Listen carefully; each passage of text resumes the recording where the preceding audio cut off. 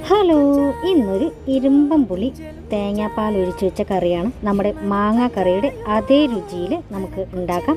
അതിനായിട്ട് ഇത് ഇരുമ്പം പുളി കുറച്ച് കിട്ടിയിട്ടുണ്ട്. അത് ചെറിയ ഇരുമ്പം പുളി ആയിരിക്കും കേട്ടോ, ഇച്ചിരിയോടൻ ടേസ്റ്റ്, പുളിയും കുറവ്.